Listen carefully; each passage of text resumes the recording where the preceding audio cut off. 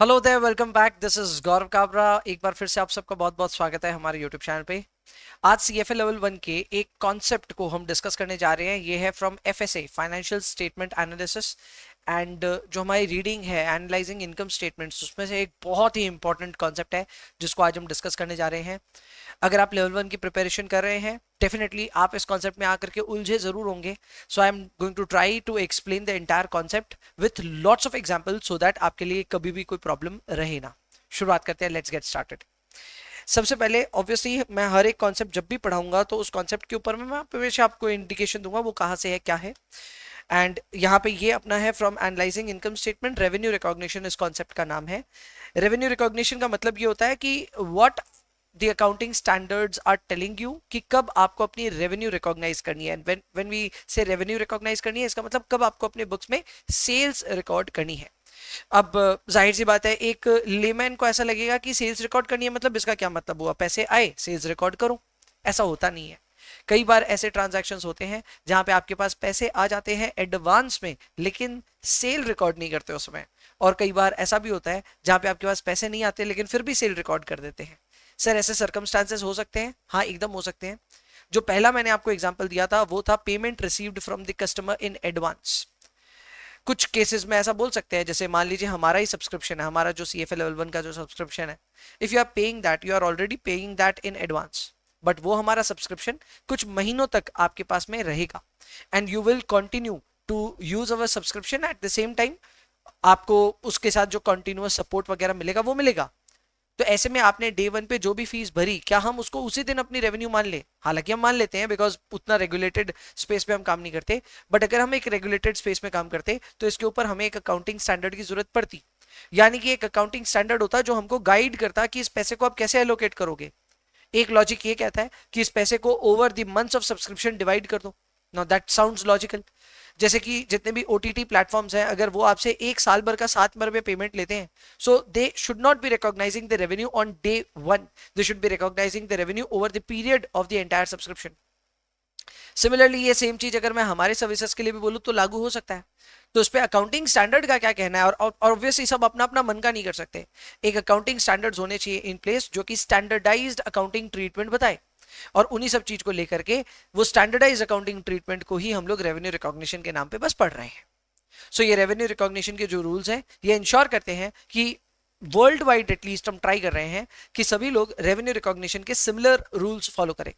अब इसमें आप ये कह सकते हैं कि सर यूएस में तो फॉलो होता है गैप, और बाहर में फॉलो होता है आईएफआरएस, इंडिया में फॉलो होता है अकाउंटिंग स्टैंडर्ड या फिर इंडियन अकाउंटिंग स्टैंडर्ड। तो ऐसे में ये सारे अकाउंटिंग स्टैंडर्ड्स तो आपस में खींचतान हो सकती है, मतलब अलग अलग स्टैंडर्ड्स अलग अलग बात बोल सकते हैं। यस, आज तक ये समस्याएं हैं, स्टैंडर्डाइजेशन पूरी तरह नहीं हुआ है and this is the major talking point for FSA. आप जब एफएसए पढ़ेंगे, आप ऑब्वियसली इंडियन कॉन्टेक्स्ट में कुछ भी नहीं पढ़ रहे हैं, लेकिन आप आईएफआरएस और यूएस गैप के बीच में तो पढ़ोगे। तो वो एक खींचतान चालू रहेगी एंड हम लोग पूरे एफएसए में जब एक एक करके सारे कॉन्सेप्ट्स को सामने लेकर के आएंगे तो वो सारी बातें बार बार सामने आती रहेंगी कि यूएस गैप ये बोलता है, आईएफआरएस ये बोलता है। तो उस लड़ाई के लिए डेफिनेटली रेडी रहिए। बट अपार्ट फ्रॉम दैट, जो जनरलाइज्ड रूल्स हैं, अकाउंटिंग स्टैंडर्ड्स क्या कह रहे हैं, whether it be under IFRS और यूएस गैप, उनके बारे में चर्चा शुरू करें। सबसे पहले जनरल प्रिंसिपल्स पे आते हैं। जनरल प्रिंसिपल्स दो चार बात बोल रहे हैं जिसके ऊपर अपने को फोकस करना है। क्या बात बोल रहे हैं? पहली बात बोल रहे हैं that revenue is recognised when earned, not necessarily when cash is received. यानी कि सबसे पहले यहां पे आपको एक चीज समझनी पड़ेगी कि पैसे का लेना देना is not associated with revenue recognition. आपका पैसा कब आ रहा है, कब नहीं आ रहा है, कब नहीं आएगा, वो सब चीज हम नहीं देखते हैं। हमको ये देखना है कि जो भी हम गुड्स या सर्विसेज में डील कर रहे हैं, क्या उसको लेकर के हमारा डिलीवरी हो चुका है क्या। अगर हम गुड्स की बात कर रहे हैं तो गुड्स क्या डिलीवर हो गए क्या। सर्विसेज की बात करें तो क्या सर्विसेज हमने डिलीवर कर दी क्या। सर्विसेज डिलीवर करने का मतलब है सर्विसेज क्या हमने प्रोवाइड कर दी क्या। तो आपको यह देखना है कि आप जिस भी प्रोडक्ट को बेच रहे हो, whether it be a good और अ सर्विस, क्या वो बिक गया है। अगर वो बिक गया है then you have earned something. In that case you say that you have earned a revenue. Now this is not connected with cash flows. आपको हो सकता है उसके पैसे अभी तक नहीं मिले, हो सकता मिल गए, जो भी है उससे ये कनेक्शन नहीं है। ये पहली लाइन क्लियर कर रही है। दूसरी लाइन में इसी को थोड़ा और इलेबोरेट किया। If cash is received in advance, recognise earned revenue. नाम से समझ में क्या आ रहा है? इट इज अर्नड रेवेन्यू, यानी रेवेन्यू आ गया आपके पास में, लेकिन ये प्रॉपरली अभी तक अर्न नहीं हुआ है। A good example of this could be rent collected on any property in advance. कई बार ऐसा हो सकता है कि आपने रेंट कलेक्ट कर लिया for the month of January, but rent is collected on 1st Jan. So rent अगर 1st Jan को कलेक्ट हो भी गया तो भी आपको ये बात समझनी पड़ेगी that the rent is due across the month, पूरे मंथ में अक्रू करेगा ये, करेक्ट. सो ऐसे में अगर आपको रेंट मान लो पूरे 12 महीने का एडवांस में मिल गया, then in that case you cannot recognize the entire rent as your revenue immediately. in fact वो क्या करेंगे हम पता है, हम उसको unearned revenue दिखाएंगे. unearned revenue का मतलब यह है कि हम उसको एक liability में दिखाएंगे कि किसी से हमको पैसे मिल गए, अब पैसे मिल गए तो now we are obligated to serve them. अब रेंट के केस में सर्व हमारी इतना ही है कि भाई हम अपनी प्रॉपर्टी उनको पोजीशन देंगे फॉर सम टाइम. तो हम जब किसी भी एडवांस पा जाते हैं कस्टमर से तो वो हमारे लिए अर्न रेवेन्यू हो जाता है. इसका मतलब रेवेन्यू तो आ गया लेकिन अभी तक हमने इसको अर्न नहीं किया, और अर्न करने के लिए क्या करना होगा, हमें उनको सर्व करना होगा. जब तक हम उनको सर्व नहीं करते, जो पैसे आपने एडवांस में कलेक्ट किए हैं वो आपके लिए एक लाइबिलिटी बन जाएंगे, हिंदी में कहूं तो दायित्व बन जाएगा, ऑब्लिगेटेड हो जाओगे आप. एंड जाहिर सी बात है you will record that as an obligation. Report net of returns, allowances and discounts. Now this is also interesting. ये जो चीज है ये बेसिकली ये कह रही है कि भाई आपका जो भी रेवेन्यू आप रिपोर्ट करें, रेवेन्यू हमेशा नेट ऑफ रिटर्न्स होना चाहिए, जिसे हम नेट सेल्स कहते हैं. सो बेसिकली आपके सेल्स में से आपका अगर कोई भी सेल्स रिटर्न है तो वो आप माइनस कीजिए, तब जाकर के आएगा net sales. And always report your net sales in your profit and loss या फिर इनकम स्टेटमेंट. कोई अलाउंसेस हैं, अलाउंसेस आगे जाकर के आप पढ़ेंगे, it could be for warranty, bad debt वगैरह वगैरह, तो उन सब चीज की अकाउंटिंग करते हैं. अगर कोई ट्रेड डिस्काउंट वगैरह होता है तो उनकी भी अकाउंटिंग करते हैं. Some examples are waiting for you, तो वहां पे आपको क्लैरिटी आ जाएगा. सो जनरल प्रिंसिपल्स को अगर मैं अभी तक समराइज करूं तो 2-3 बातें निकल करके सामने आई. पहली बात ये आई कि आपकी गुड्स एंड सर्विसेज की प्रोविजनिंग और आपका कैश कलेक्शन का कोई आपस में कनेक्शन नहीं है. आपने गुड्स एंड सर्विसेज जब प्रोवाइड करी है तभी माना जाएगा that your revenue is recognised. And इसमें आपका कैश आना जाना कभी भी करे उससे हमको कोई लेना देना नहीं. कभी कभार ऐसा हो सकता है कि आपको कैश एडवांस में मिल गया और आपने अभी तक सर्विसेज प्रोवाइड ही नहीं की है. ऐसे केस में हम उसको अर्नड रेवेन्यू कहते हैं और इसको एक लायबिलिटी की तरह शो करते हैं, because now we are liable to serve them, जो हमारे कस्टमर्स हैं. एग्जाम्पल देखते हैं. यहां पे आप एग्जाम्पल देखिए, credit sale versus cash cell का कॉन्सेप्ट है. A firm sells 1 lakh rupees of goods on credit. Although the cash will be collected later, revenue of 1 lakh is recorded immediately and accounts receivable is created. So basically जो लोग accounting nerds हैं उनको मैं बता दूं, यहाँ पे entry post होती है debtors account debit to sales. If you are an accounting nerd, ये आपके काम का है, नहीं तो रहने दो. सो ये अकाउंटिंग से हो क्या रहा है, basically you have recognised your sales. तो आपके बुक्स में आपने रेवेन्यू दिखा दिया. This is the moment where you have recognised revenue in your books. लेकिन सर पैसे तो आए नहीं, तो मैंने तो पहले पॉइंट में ही बोला था कि पैसे का लेना देना से कोई कनेक्शन नहीं है. आपने गुड्स प्रोवाइड कर दिए, अगले ने मान लिया कि हाँ भाई मेरे को गुड्स मिल गए, तो your revenue has been recognise. आपने अपने बुक्स में सेल्स दिखाना है, पर इसके अगेंस्ट आपको कैश तो मिला नहीं. इनफैक्ट जो पार्टी है उसको उधारी और चढ़ गया, करेक्ट. वो पार्टी से आपको अब पैसे लेने पड़ेंगे. तो जिस भी पार्टी के नाम पे वो अपना डेटर बन जाता है या फिर अकाउंट्स रिसीवेबल बन जाता है, तो वो हमारे लिए एक एसेट के तौर पे काम करता है. एसेट ये एक करंट एसेट होता है, यानी कि इसके पैसे 1 साल के अंदर ही आ जाते हैं, but still it is an asset. यानी आपने गुड्स बेच दिए क्रेडिट में, आपको पैसे नहीं मिले, कोई बात नहीं, आप अपने बुक्स में रेवेन्यू दिखाओ, but at the same time also recognize an asset which is accounts receivable. आगे जाकर के वो अकाउंट्स रिसीवेबल से अगर आपको पैसे मिल जाएंगे तो आप इसी अकाउंट्स रिसीवेबल को वापस क्रेडिट करके अपने अकाउंट्स को कैंसिल आउट कर देंगे. बेसिकली अकाउंट रिसीवेबल को वापस डी रिकॉग्नाइज कर देंगे. तो आपके केस में यहाँ पे 2 ट्रीटमेंट होगी. नंबर 1, कब रेवेन्यू रिकॉग्नाइज करना है, जब गुड्स एंड सर्विसेज सेल हो गए, और जब कैश मिलेगा तो फिर अकाउंट्स रिसीवेबल से वो सेटल हो जाएगा.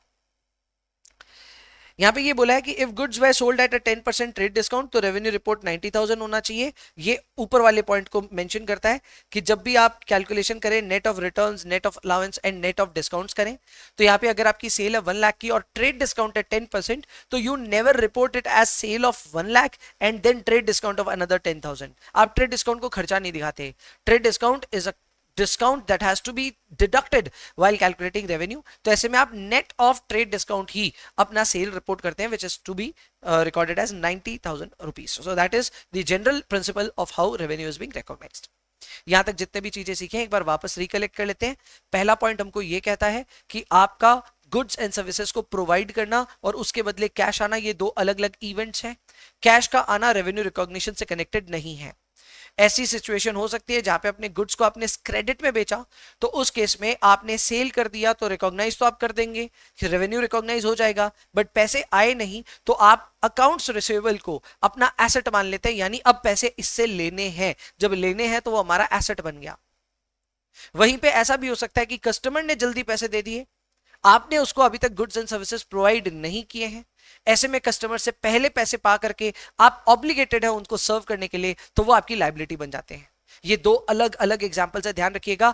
एक तरफ है जहां पे सेल किया पैसे नहीं आए, और एक तरफ जहां पे पैसे आ गए सेल नहीं किया। तो इन दोनों एग्जांपल्स को क्लियरली अपने दिमाग में रखना पड़ेगा। एक केस में ऑब्लिगेशन बनता है और एक केस में एसेट बनता है, इसका ख्याल रखना है। इस पे एमसीक्यू बनेंगे।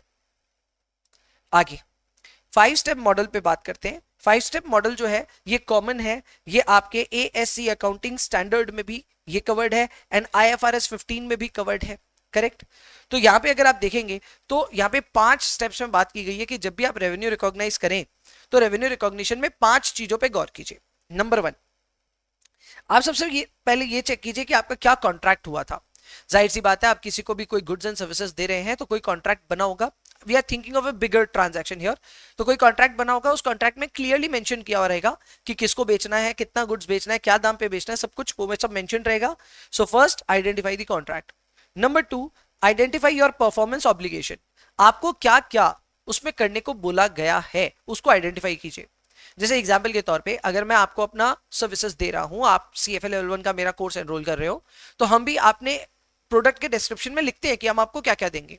We will give you the PDF notes, we will give you the videos, we will give you doubt support and we will give you interactive sessions के एक्सेस। तो ये सब जो चीजें हैं, ये सारी चीजें इंक्लूजन्स हैं हमारे लिए। ये हमारी परफॉर्मेंस ऑब्लिगेशन भी यही है। Basically I am obligated whenever you buy my course, I am obligated to serve you with these things. तो ये आपका गुड्स एंड सर्विसेज जो भी है उसको डिस्टिंक्टिवली आपको आइडेंटिफाई करना है। नंबर 3, आपको अपना ट्रांजैक्शन प्राइस डिसाइड करना है। ट्रांजैक्शन प्राइस बेसिकली ये है कि ओवरऑल आप कितने पैसे इस ट्रांजैक्शन के लिए लोगे। मान लो हमारी गुड्स एंड सर्विसेज के लिए I am charging 15,000 rupees. So out of that 15,000 rupees कितना बुक्स के लिए है, कितना किसके लिए है, वो भी आइडेंटिफाई करना पड़ेगा। वो नेक्स्ट स्टेप है। So 15,000 is the supposedly the total fees. तो इस 15,000 में how much is for the notes, how much is for the videos, how much is for the doubt support and how much of it is because of the interactive sessions। उन सब का हमको एक marks का, उन सब को हमको जोड़ना पड़ेगा, मतलब एक हिसाब लगाना पड़ेगा किस चीज के लिए कितना है। And then we will recognize revenue when the obligation is satisfied। Example के तौर पे वीडियोस डे 1 पे डिलीवर हो जाएंगे, PDF डे 1 पे डिलीवर हो जाएगा, तो ये दोनों को तो हम इमीडिएटली रिकॉग्नाइज करना चाहेंगे, करेक्ट। बट मॉक आप कब देते हैं? मॉक आप देते हैं एकदम लास्ट में जाकर के। तो जब तक हम मॉक आपको डिलीवर नहीं करेंगे तब तक हम ये नहीं कह सकते कि भाई हमने अपनी ऑब्लिगेशन को पूरा किया। तो ये मॉक बाद में होगा।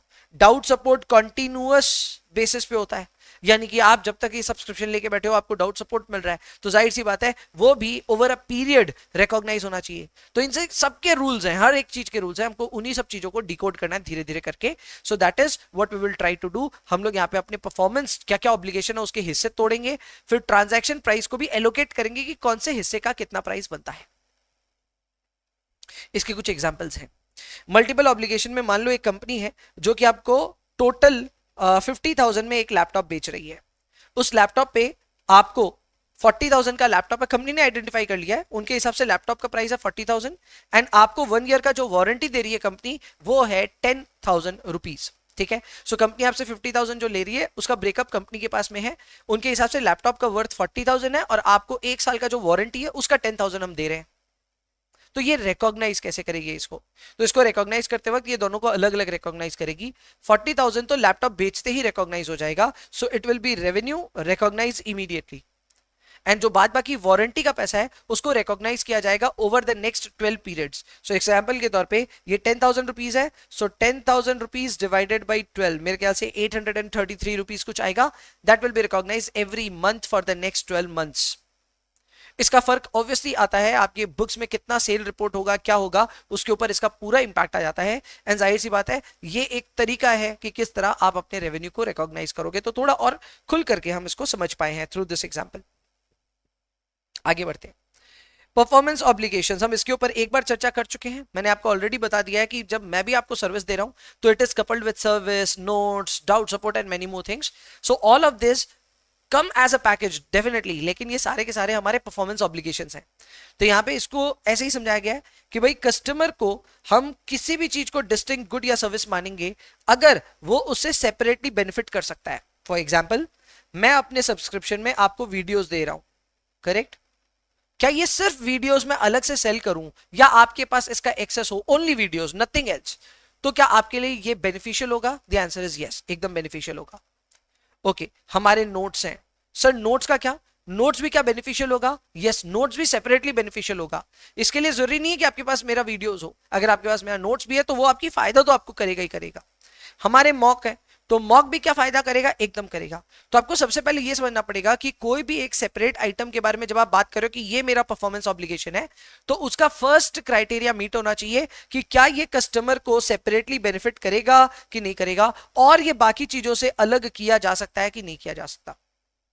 अब इसमें एक एग्जांपल देता हूं मैं आपको। कई बार ऐसी सर्विसेज होती हैं जहां पे you get the service, correct, और जो दो चीजें आपको साथ में मिल रही हैं वो दोनों चीजें सेपरेबल ही नहीं है, ठीक है? Those two things are not separable. Example के तौर पे एक बार ऐसे समझ लेते हैं, हम लैपटॉप वाला एग्जाम्पल बैठा लेते हैं। लैपटॉप वाले एग्जाम्पल पे डेफिनेटली वारंटी है जिसको आप 10,000 रुपीज करके सेपरेट दिखा रहे हो, but that can be questionable. क्या हम अलग से वारंटी खरीद सकते हैं? अब इस पे आता है बात कि हाँ सर, एक्सटेंडेड वारंटी का कॉन्सेप्ट होता है, so warranty is also a separate service that the company can provide. इसके अलावा क्या आप सिर्फ लैपटॉप ले सकते हो बिना वारंटी के? Can you just buy laptop? और whether the laptop without the warranty can serve your purpose? हाँ, that can also serve your purpose. तो ऐसे में लैपटॉप और वारंटी को हम दो अलग अलग सर्विसेज देख भी सकते हैं। अब अगर आप इनको सेपरेट नहीं कर पा रहे हो, if you can not think कि नहीं वारंटी अलग से आ ही नहीं सकता, तो वो इनसेपरेबल भी हो सकता है। I can not give you a clear example right now, दिमाग में नहीं आ रहा मेरे, बट कई बार ऐसा होता है जहां पे आप चीजों को सेपरेट नहीं कर सकते। Restaurant could be an example. Restaurant में बैठे हैं और आप वहां जाकर के खाना खा रहे हैं, तो आप क्या चीज के लिए पैसे दे रहे हो? आप खुद सोचो एक बार। Are you paying for the ambience और you are paying for the food? Are you paying for the food और you are paying for the service? तो यहां पे क्या चीज के पैसे दिए जा रहे हैं, क्लैरिटी नहीं है। अब आप कभी भी खाना खा रहे हैं कहीं पे भी रेस्टोरेंट में बैठ करके, तो 500 600 जो रुपए की भी डिश खा रहे हैं, वो डिश में उस सिर्फ डिश के पैसे नहीं दे रहे हैं। आप वहां बैठे हैं, एयर कंडीशनिंग एंजॉय कर रहे हैं, किसी सर्वर की सर्विस को एंजॉय कर रहे हैं, तो you are enjoying a package and that package may not be separable easily. So ऐसे में वहां पे ये दिक्कत आ जाती है that if it is not separable very easily, can we say that these are distinct performance obligations? No, these are not distinct performance obligations in that case. तो ये एकदम क्लियर है कि क्या बाकी प्रोमिसेस को सेपरेट कर सकते हैं, एंड नंबर 2, क्या वो सेपरेट होने के बाद में क्या वो फायदा देगा कि नहीं देगा? Is it valuable to the customer और नॉट? ओके, यहां पे बोला है कस्टमर बेनिफिट्स कंटिन्यूअसली, जैसे कि मेंटेनेंस सर्विसेज है। Customer controls asset being created, and number 3, asset has no alternative use and supplier has enforceable right to payment। तो आप ओवर टाइम रिकॉग्नाइज कब करोगे? जब ये तीन कंडीशंस मीट हो जाएंगी। नंबर 1, बेनिफिट कॉन्टिन्यूअस बेसिस पे आएगा, यानी कि ओवर द पीरियड आएगा।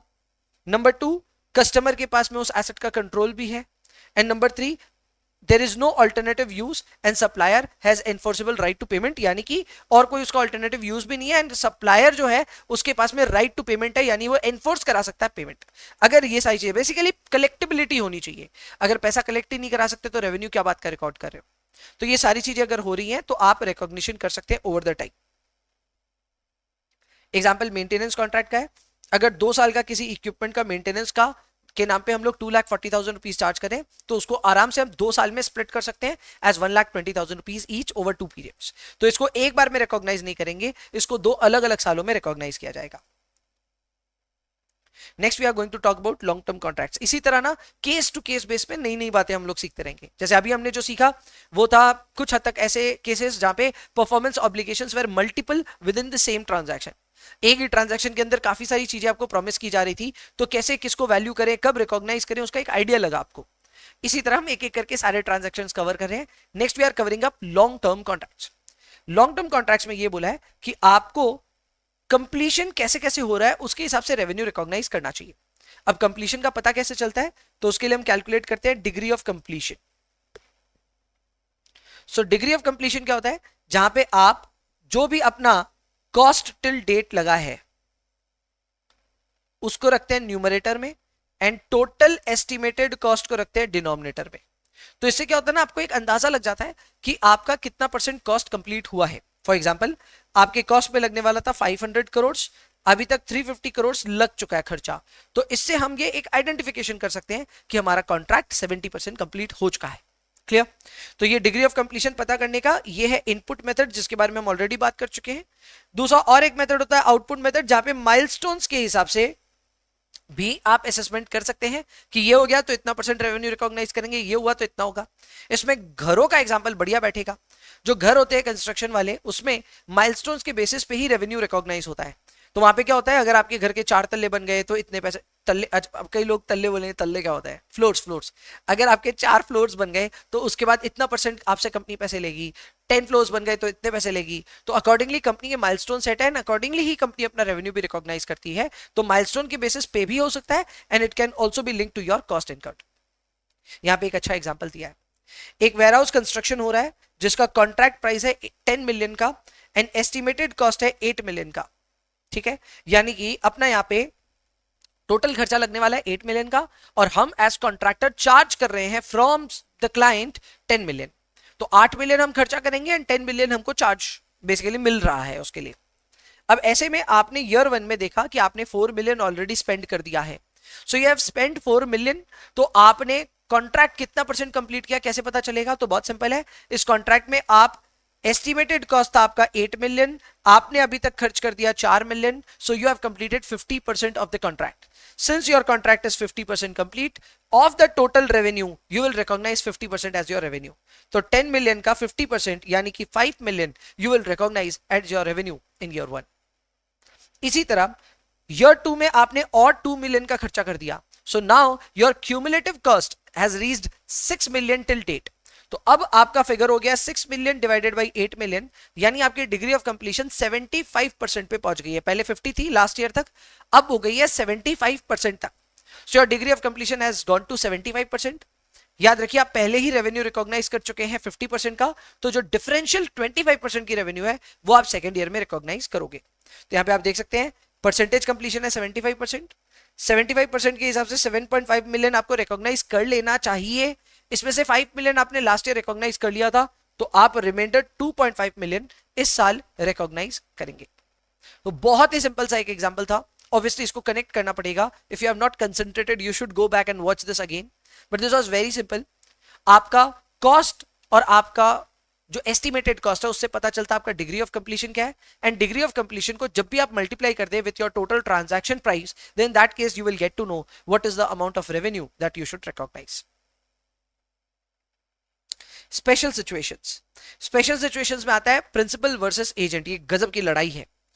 प्रिंसिपल जो होता है वो ग्रॉस रेवेन्यू रिकॉग्नाइज करता है, जबकि एजेंट सिर्फ अपना कमीशन रिकॉग्नाइज करता है। इसमें एयरलाइन की टिकट्स का ही एग्जांपल बैठता है। अगर आप एक ट्रैवल एजेंट है और आपने टिकट का दाम 10,000 रुपीज में किसी को बेचा है, $10,000, बहुत बहुत बड़ा पैकेज है, कुछ तो है भाई ये। तो आपने टिकट्स बेची हैं $10,000 की, जबकि उसमें आपका कमीशन है $1,000। तो एज एन एजेंट आपको कितना रेवेन्यू रिकॉग्नाइज करना चाहिए? तो as an agent you should be recognising a revenue of only $1,000। तो यहां पे होगा क्या, अगर आप एयरलाइन कंपनी की बात करें तो airline company will recognise a revenue of entire $10,000 and it will also recognise a cost और कमीशन ऑफ $1,000। तो उसका नेट प्रॉफिट जो भी आएगा आएगा, बट रेवेन्यू वो रिकॉग्नाइज करेगा पूरा ग्रॉस अमाउंट विच इज 10,000, अगर वो एयरलाइन कंपनी है तो। क्योंकि एयरलाइन कंपनी होती है प्रिंसिपल, यही मेन पार्टी है जो कि सर्विस प्रोवाइड करेगी आपको। पर एजेंट कौन होता है? Agent is just the middle man who is helping you get the tickets. So ये एजेंट का काम ये नहीं है कि इंश्योर करे कि फ्लाइट उड़े। एजेंट का काम इतना ही था कि आपकी टिकट्स बना के आपको दे दे। तो agent should never report his or her revenue as the gross revenue. उसको सिर्फ नेट रेवेन्यू दिखाना चाहिए जो कि उसका कमीशन अमाउंट है। यानी सीधा सीधा कहूं तो एयरलाइन के पॉइंट ऑफ व्यू से अगर हम बात करें तो एयरलाइन तो टिकट का जो प्राइस है वो पूरा रेवेन्यू रिपोर्ट करेगा, यानी कि $10,000। लेकिन एजेंट की बात करें तो agent will recognise a revenue of only $1000 जो कि एक्चुअल में उसका कमीशन है। ये बात ऊपर लिखी हुई भी है कि principal will recognise gross revenue while agent will recognise the commission part only, यानी कि उसका नेट रेवेन्यू जो बनता है बस वही। Next we are discussing franchising and licensing. Franchise fees क्या होता है, उसमें डेफर्ड रेवेन्यू होता है and it should be recognise over franchise period and royalties जैसे जैसे अर्न हो वैसे। अब इसमें क्या अच्छा एग्जांपल बैठ सकता है, फॉर एग्जांपल लेंसकार्ट। ठीक है, मुझे नहीं पता लेंसकार्ट कैसे वर्क करता है, but if it does work in a franchise model तो ये कैसे वर्क करेगा। Now Lenskart is a startup in India, या फिर अब तो एक एस्टैब्लिश्ड ब्रांड है जो कि डील करता है विद ऑप्टिकल्स वगैरह। अब मेरे को इसकी फ्रेंचाइज लेनी है। सपोजिटली आई अप्रोच लेंसकार्ट कि भाई मेरे को आपकी फ्रेंचाइज लेनी है, और लेंसकार्ट ने मुझे बोला कि you will have to pay 1 crore rupees as our franchise fees, and against this franchise fees we will allow you to operate with our brand name Lenskart for the next 5 years। यानी अगले 5 साल के लिए आप अपनी दुकान जो भी आप शॉप लगा के रखे हो उसको आप लेंसकार्ट के नाम से बेच सकते हो, मतलब लेंसकार्ट के प्रोडक्ट्स बेच सकते हो उस दुकान में। एंड ऑब्वियसली उसमें बहुत सारी चीजें भी आती है, it just doesn't come with the shop और द डेकोर और the stock, it comes with a lot of things. तो लेंसकार्ट ने मेरे से मान लो 1 CR लिया है and it will allow me to operate under the brand name of Lenskart as a store of Lenskart for next 5 years। तो Lenskart को ये 1 करोड़ रुपए तो इमीडिएटली मिल गए। इस 1 CR को क्या लेंसकार्ट इस साल का रेवेन्यू दिखाएगा? The answer is no. Lenskart इसको अगले 5 साल में रिकॉग्नाइज करेगा 1/5 करके, यानी कि 1 CR का टर्नओवर जरूर इनके पास में आ गया, लेकिन वो 1 CR is recognised over a period of next 5 years, जो कि उसका एक्चुअल पीरियड है। यहाँ पे ये लाइन लिखी है that it is a deferred revenue. Deferred revenue का मतलब ये होता है कि ये रेवेन्यू डेफर करी जाएगी, you will take time to absorb this revenue, so you are deferring the revenue recognition, and ये रेवेन्यू रिकॉग्निशन डेफर हो रहा है एंड आप इसको फ्रेंचाइज पीरियड पे धीरे धीरे रिकॉग्नाइज करोगे। So over the next 5 years 20 lakhs every year. इसके अलावा रॉयल्टी का भी एक पॉइंट होता है, अगर उस शॉप में जाकर के कोई भी कस्टमर खरीदता है चश्मे वगैरह कुछ भी, तो उसका एक सर्टेन परसेंटेज लेंसकार्ट की कंपनी के पास जाता है एंड बाकी परसेंटेज जाता है टू द फ्रेंचाइज ओनर। तो जो वो परसेंटेज है उसको हम कहते हैं रॉयल्टी, और ये रॉयल्टी लेंसकार्ट के पास पहुंच रही है। इसका क्या किया जाए, तो इसको रिकॉग्नाइज कीजिए immediately in the period when you are operating. इसका मतलब ये है कि ये डेफर्ड रेवेन्यू नहीं है। So royalty that you are earning is not a deferred revenue, but the franchise fees that you have collected at the beginning is a deferred revenue।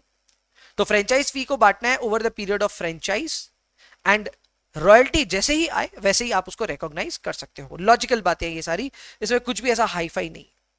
इसमें देखो यही एग्जांपल दिया है कि एक फास्ट फूड चेन है, मैंने उसके लिए 50 lakhs दिया फॉर 10 year लाइसेंस, तो यहाँ पे जो रेवेन्यू रिकॉग्नाइज होगा वो होगा 5 lakh per year by the fast food chain. तो ये फास्ट फूड चेन उसको 5 लाख रुपए पर साल का रेवेन्यू रिकॉग्नाइज करेगा।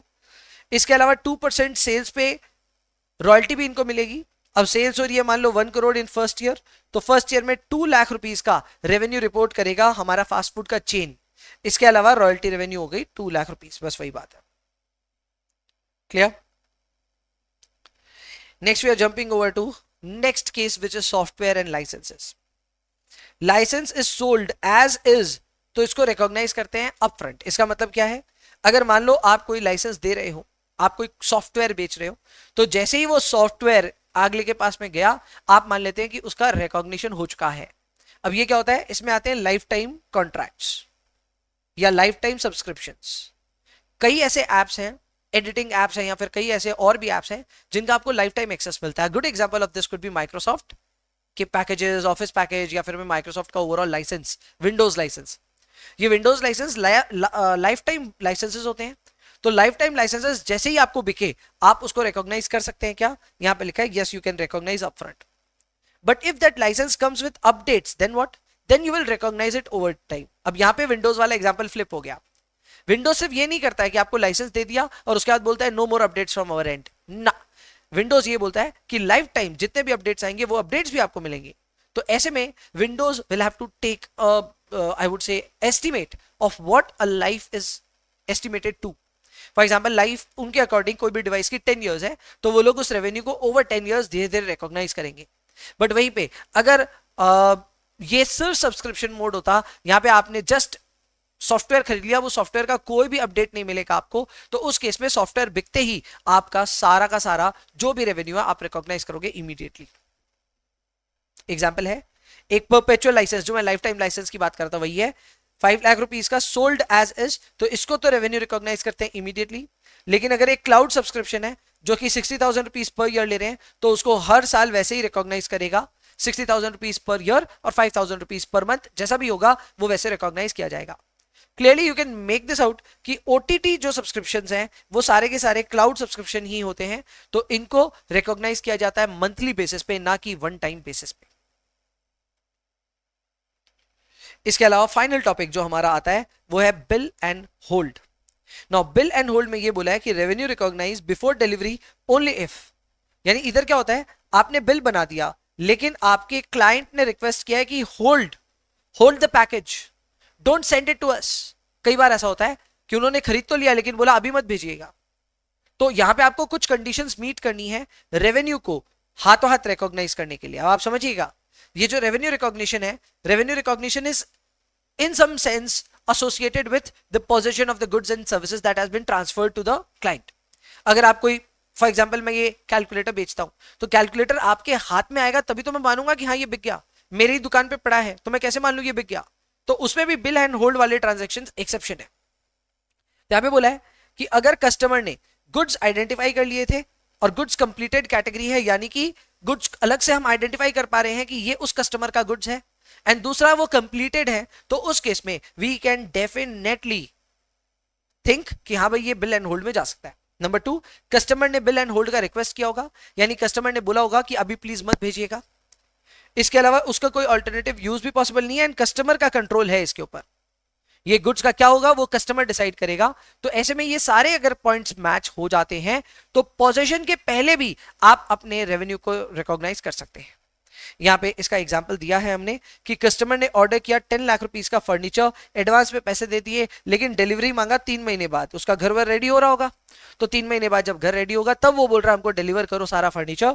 तो हम क्या करेंगे, गुड्स रेडी है, आइडेंटिफाइड है, सेग्रीगेटेड है, और सेलर में रिकॉर्ड द रेवेन्यू इमीडिएटली, यानी कि सेलर के पास अब एक ऑप्शन आ गया कि अगर वो चाहे तो अपना रेवेन्यू एक बार में रिकॉग्नाइज कर सकता है। यानी कि डिलीवरी भले ही 3 महीने बाद होने वाली है, रेवेन्यू आज ही रिकॉग्नाइज हो जाएगा। So that was bill and hold transaction for you. And with that being said, revenue recognition का पूरा concept मैंने आपके सामने with lots of examples discuss किया।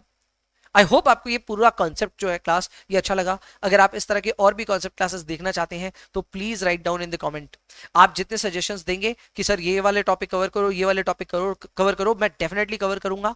सो कॉन्सेप्ट्स को लेकर के प्लीज सजेशंस डालिए, और कॉन्सेप्ट्स को लेकर के मैंने एक अलग से प्लेलिस्ट भी बना रखी है, तो उस प्लेलिस्ट पे जाकर के आप और भी कॉन्सेप्ट्स देख सकते हैं फॉर CFA लेवल 1। अभी के लिए इतना ही रखते हैं। This is Gaurav Kabra signing off. Bye bye.